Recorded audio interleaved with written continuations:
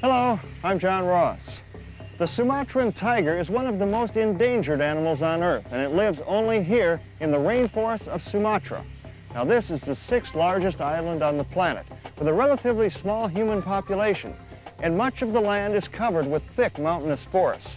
But even this isolation has not been enough to protect the tiger, and today there are very few left in the wild.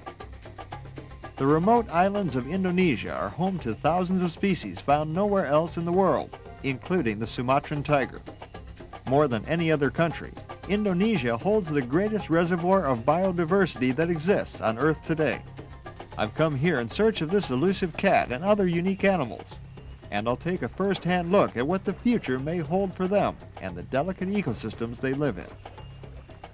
Join me as I explore the realm of the Sumatran tiger.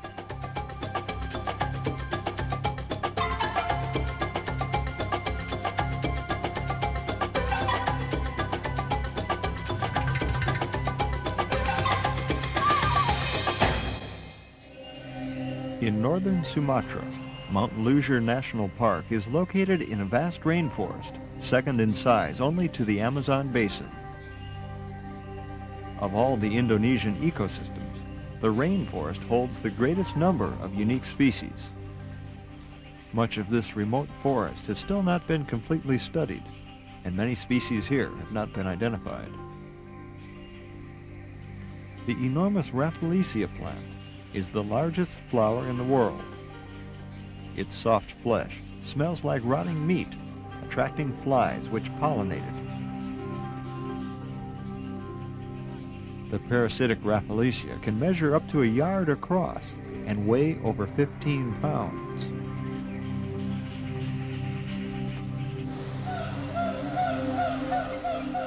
The Siamang gibbon's distinctive call, which can travel over 2 miles, leads me to a small family group by the river's edge. This infant is only a few months old. Young gibbons can be a challenge for their mother.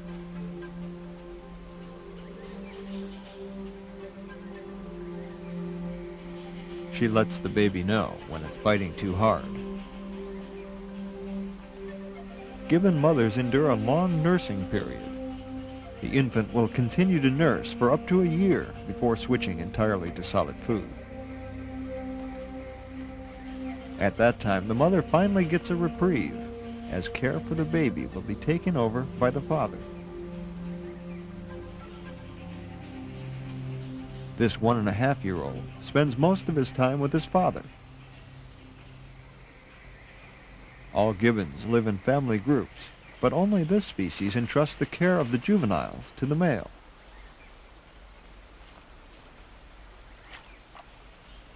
When gibbons drink, they do so from a tree that overhangs the water, because they are completely arboreal, almost never descending to the forest floor. In their family group, the Siamangs maintain a close proximity to one another. This species is almost twice as heavy as other gibbons. Often they use their weight to help them move through the trees. Even though they weigh up to 25 pounds, they can still move through the forest with acrobatic ease.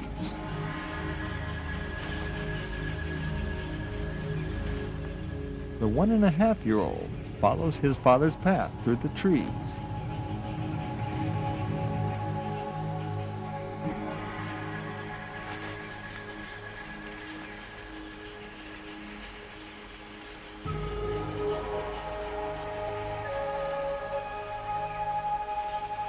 The male has come upon a fruiting mango tree, and the juvenile joins him to share in the find.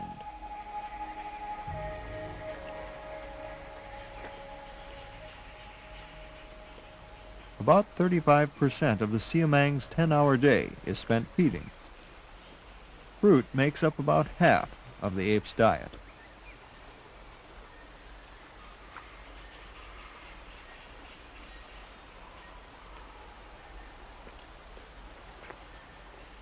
An adult Siamang reaches maturity at 8 years of age, at which point it leaves the family group and remains alone until finding a mate for life.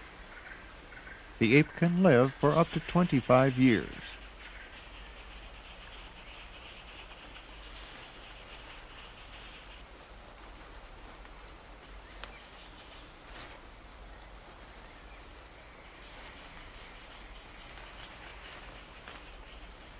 The father abandons the mangoes for a rare treat. A large jackfruit has fallen and split open in the fork of a tree. The juvenile once again is allowed to join in on the feeding.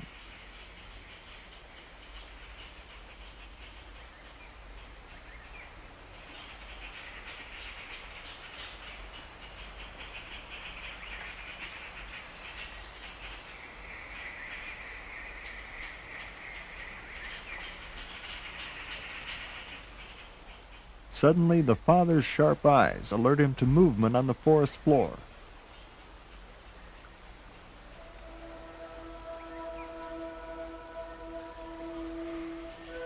Barely visible in the rainforest is a young female Sumatran tiger, the smallest subspecies of the world's largest cat. She's on the hunt. The gibbons will keep a close eye on this, the most dangerous hunter of the rainforest, and stay far out of her reach. And she will look for less wary prey on the forest floor.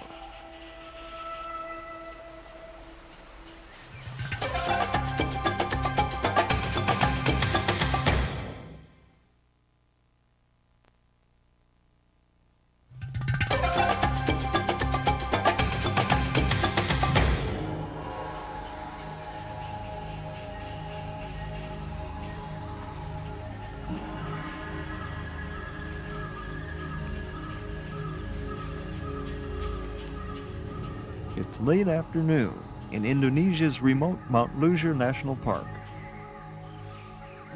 The young female Sumatran tiger is continuing on her hunt.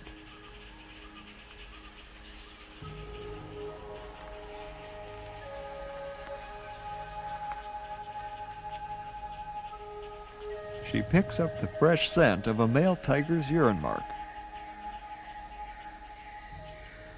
She grimaces in response.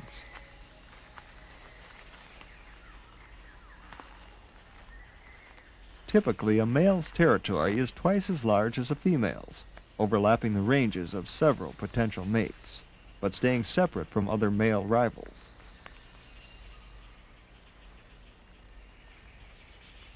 The female stops to rest and survey the forest for prey. Evolution has equipped the tiger to be a highly effective predator, with extremely sensitive ears that rotate 180 degrees to home in on faint sounds of prey. And her sight is very acute, with enormous eyes that let her see in the almost total darkness of night in the rainforest. And at night she can also use her whiskers to help determine the surest and least resistant path through the thick bush. Even her nose, though less effective than some predators, is much more sensitive than a human's, for example. She continues on. On the average, a tiger needs about 50 to 70 pounds of meat per week. In Sumatra, the cat's most common prey is wild pig or deer, but the tiger will feed on whatever it finds.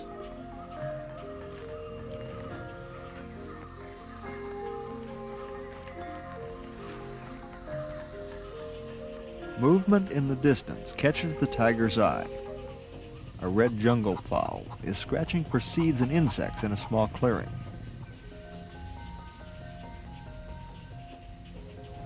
The stalk begins. If necessary, she'll take several hours to inch her way towards the prey.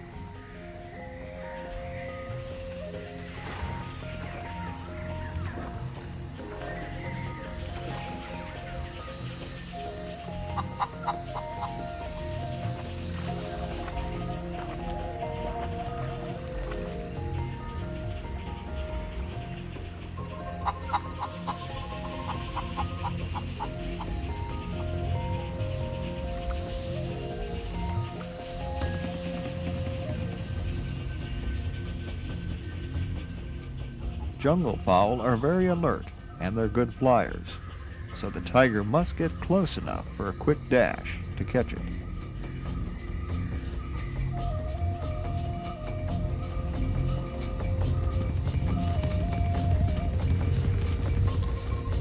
At a full run, a tiger can reach 45 miles per hour.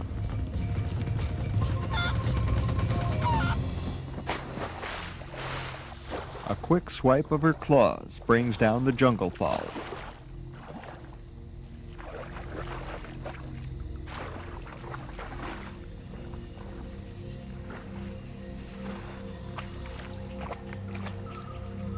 The tiger owes much of its success as a species to its ability to be an opportunistic feeder.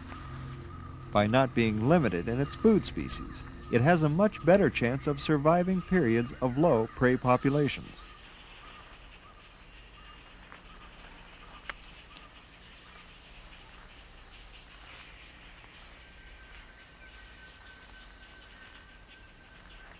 The cat will strip off the feathers and consume the fowl in a matter of minutes.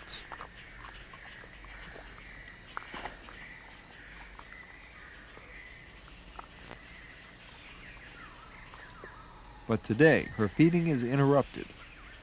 The resident male has been attracted by the sounds of the hunt.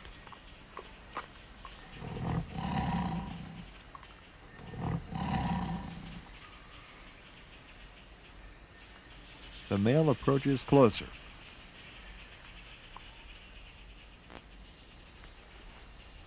And the female runs off with her catch.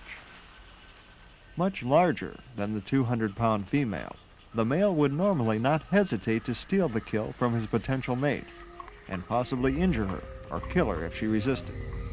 But this jungle fowl is just not large enough to warrant such an expenditure of energy, so the male lets her finish her small meal without a fight.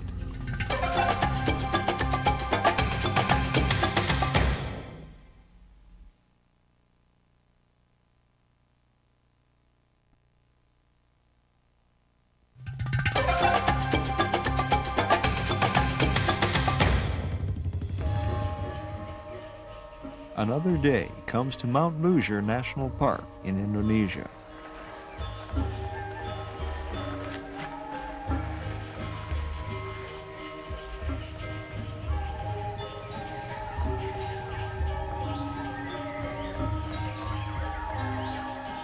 The resident male spent last night hunting, but was unsuccessful.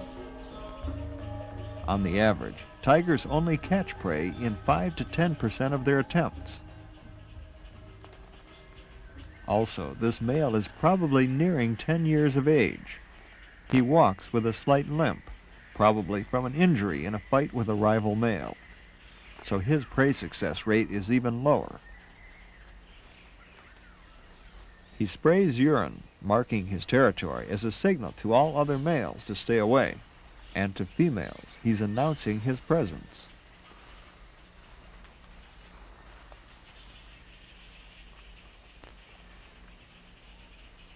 A few yards from where he sprayed, he detects the urine of a female.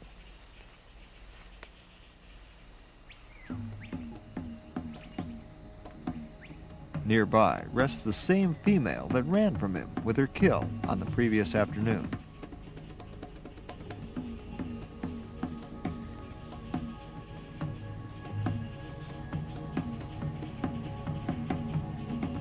The female is nearing her fertile period, so she moves out to meet the male.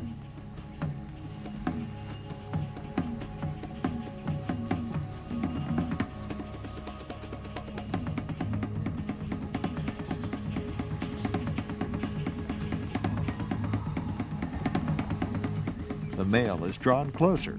He senses from her urine marks her approaching fertility.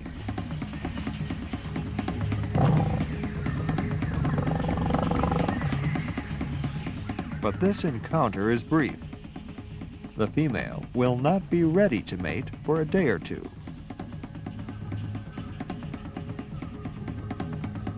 As the morning temperature in the rainforest rises, the male heads for the cooling waters of a nearby river.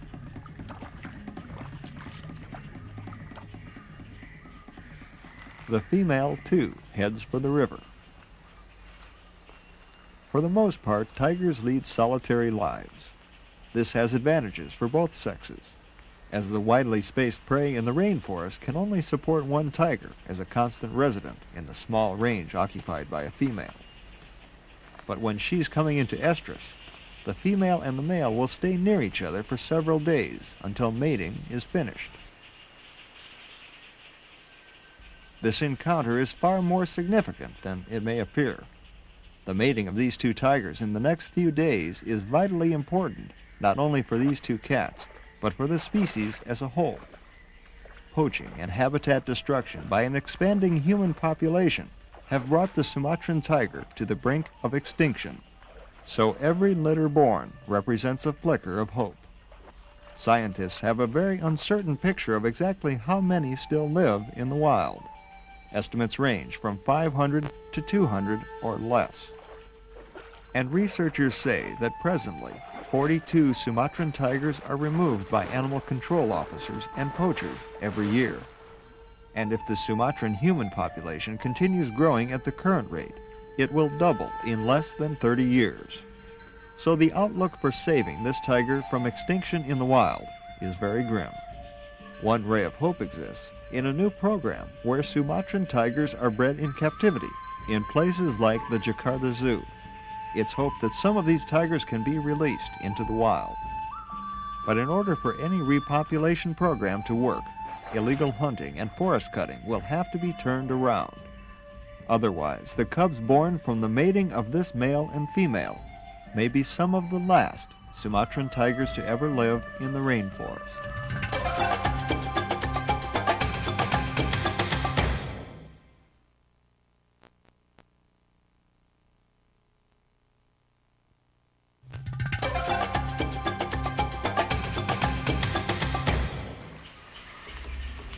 The current ecological crisis in Indonesia has far-reaching implications for the entire planet. The country covers only 1.3% of the Earth's landmass, yet incredibly it's home to 12% of the world's species of mammals, 17% of all birds, and 16% of all reptiles and amphibians, not to mention plants and insects. And about 1/3 of the species are found only in Indonesia. But right now, the country is in the midst of a severe economic crisis, affecting not only its 200 million people, but its wealth of wildlife as well. Hungry Indonesians are wiping out habitat, clear-cutting ancient forests, and replacing them with ecologically damaging food and cash crops. And poaching is on the rise. Tiger body parts are in high demand in Asia for dubious medicinal purposes. One dead Sumatran tiger can earn more than several years' salary for some Indonesians. So some corrupt officials take payoffs to look the other way, or even take part in the slaughter. One police chief was arrested in the killing of 3 of the 37 tigers in Waikambas National Park. He walked away free after only 21 days in jail. And not just tigers are suffering at the hands of people. In Borneo, a hidden camera documented this man's illegal capture of a highly endangered proboscis monkey. But in this case, fortunately, a tourist guide threatened to call police and force the poacher to release his catch. Perhaps the most shocking is the fact that locals and foreigners are eating Indonesia's endangered species into extinction. Black macaques are considered a delicacy by some foreigners. Their brains are eaten while they're still alive. Now hunting has wiped out 5 of every 6 of them on the islands of Sulawesi. In fact, in almost every city in Indonesia, markets are full of endangered species taken from the wild for sale as pets or food, as the people try to make a living any way they can. Sadly, often endangered species are sold for the same price per pound as chickens. And now, the poachers are finding they have to go further and further into the forests to find any animals to catch, as the populations are being decimated. Only a solution to the economic problems of the people of Indonesia will stop the poaching and habitat destruction, and that will require monetary support from the rest of the world to accomplish. If steps are taken soon, Promoting international tourism could work in Indonesia, as it did in Africa. Then wildlife would become more valuable alive for the tourist dollars it attracts. But time is running out. There's a potential for such a huge number of species to be wiped out. The impact on biodiversity could be greater than any ever seen in human history. Some compare it to that of the meteor that may have crashed to Earth 60 million years ago and resulted in the disappearance of the dinosaurs.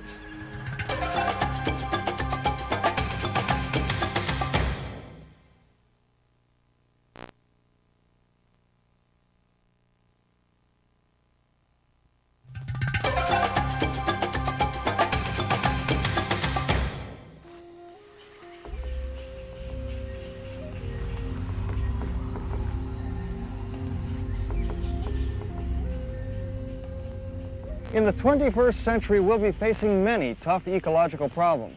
And one of the most difficult will be saving endangered species like the Sumatran tiger. Because even though the animals only inhabit one small part of our world, it will take a global effort to save them. I'm John Ross. Thanks for joining me. See you next time.